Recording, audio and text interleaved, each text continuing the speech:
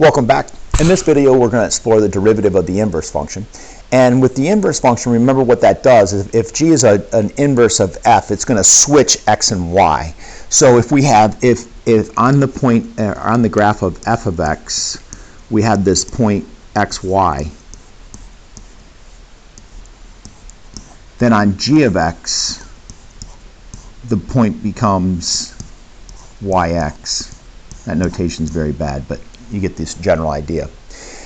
If we have that situation, then the derivative of the inverse is 1 over the derivative of the original function at that inverse point. This is developed by, back in Algebra 2, you learned that if two functions are inverses of each other, when you do f of g of x, it equals x. If I take the derivative of each side, on the left-hand side I've got to use chain rule, so I get f prime of g of x times g prime of x equals 1, and then if you divide by this part right here, you end up with that statement right there. So that's the derivative of the inverse point. One of the things that get people confused on this is whether the point is on the irregular graph or whether it's on the inverse graph. So in this first example, I give you this function, I tell you this 0.31. That 0.31 is on the inverse graph. So if I want to know the derivative at that point, the derivative of the inverse, sorry, that should be prime, at 3 is going to be 1 over the derivative of the original function at that inverse point. That inverse point is 1, so it's 1 over f prime of 1. If I find the derivative, f of x, that's going to be 2x minus 1. At 1, it's just 1. So this is 1. That's the derivative. In my second one, I'm telling you that the point that I'm giving you, 5, 3, is on the original graph, not on the inverse graph.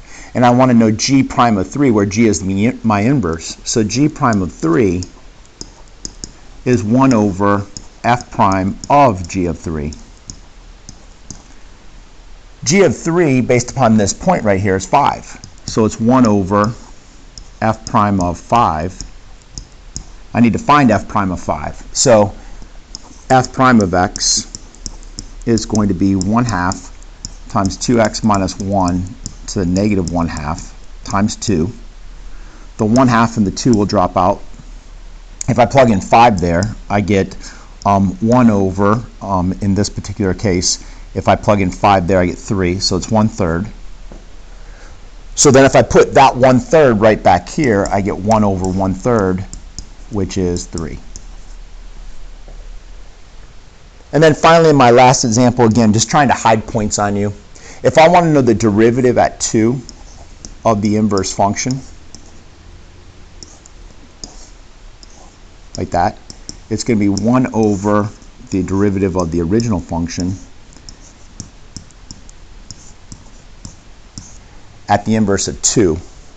And when I do this, okay, when I have the inverse of f at 2, that doesn't mean where x equals 2, it means where f of x equals 2. So f of x equals 2 at 1. So this is 1 over the derivative at 1. The derivative at 1 is negative 8. So it's negative 1/8.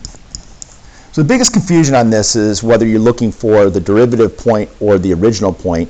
In the assignment, I try to really specify for you, but a lot of times on the AP exam, they'll do this type of stuff where they try to hide the point on you.